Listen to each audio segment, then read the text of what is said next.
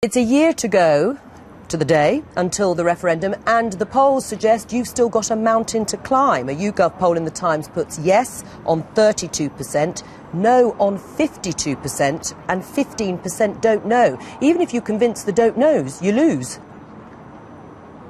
I don't accept that at all. I think there's all to play for, and of course a politician would say this, but it's nevertheless true. The poll that matters is the one a year today. I mean, we saw some polls at the weekend that suggest something interesting happening, albeit under the surface, when undecideds are forced to say how they would vote. More of them go to yes. When people who are currently no voters are confronted with the reality that a no vote means no change in Scotland, then many of them would also move towards yes. I did a debate on the BBC just last night for Newsnight before a audience of undecided voters. When they were asked to vote at the end, having listened to the arguments, they voted 2-1 in favour of independence. So there's all to play for. We know Scotland can afford to be an independent country. The question is it better that we take decisions about Scotland here in Scotland rather than leave those decisions with Westminster governments that very often we don't vote for? Yeah, we'll come to the affordability in a minute. And you say you're talking to people. In fact, Blair Jenkins said it was face-to-face, it was going to be in town halls. Are you trying to convert people literally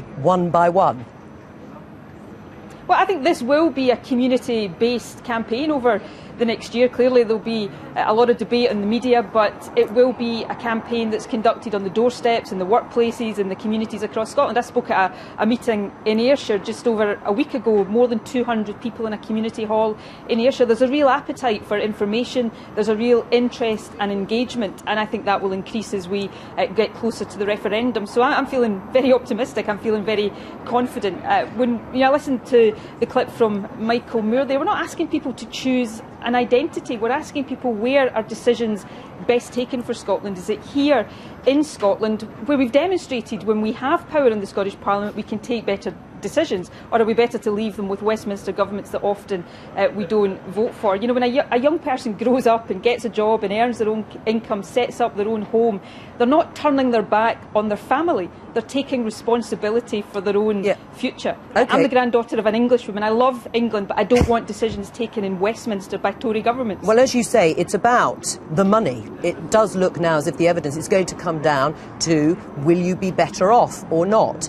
And I was interested in the poll that people who thought they would be £500 better off under independent, in an independent Scotland, well, you'd get more votes. Are you going to guarantee that to every person in Scotland?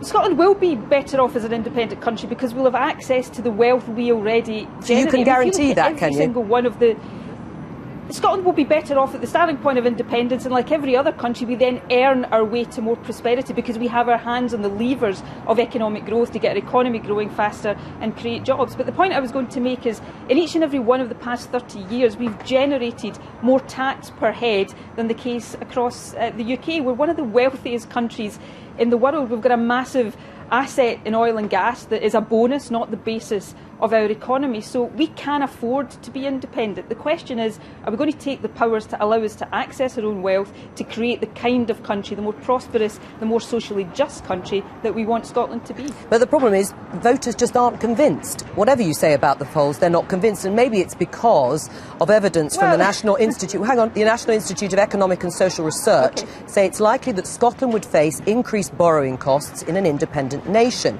They also say an independent Scotland would inherit a huge debt pile and pay billions more in interest to finance sovereign debt than the UK. Are they wrong?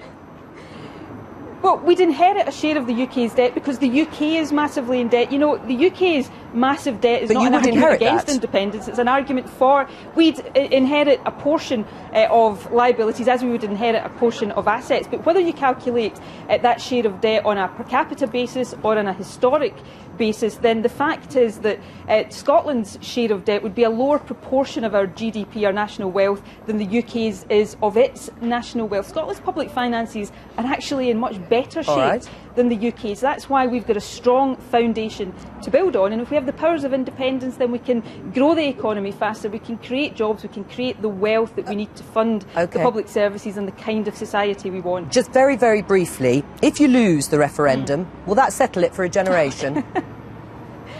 Well, I think the SNP have always said that, in our view, these kind of referendums are once-in-a-generation events. This is probably a once-in-a-lifetime opportunity for Scotland, and I hope we seize that opportunity to bring powers home so that we can create the kind of country we want to be and continue to have a fantastic relationship with our friends, neighbours, family in other parts of the British Isles. That's the right future for Scotland, and I hope and I believe that's the future we'll choose next year. That was quite brief for you, Nicola Sturgeon. Well done.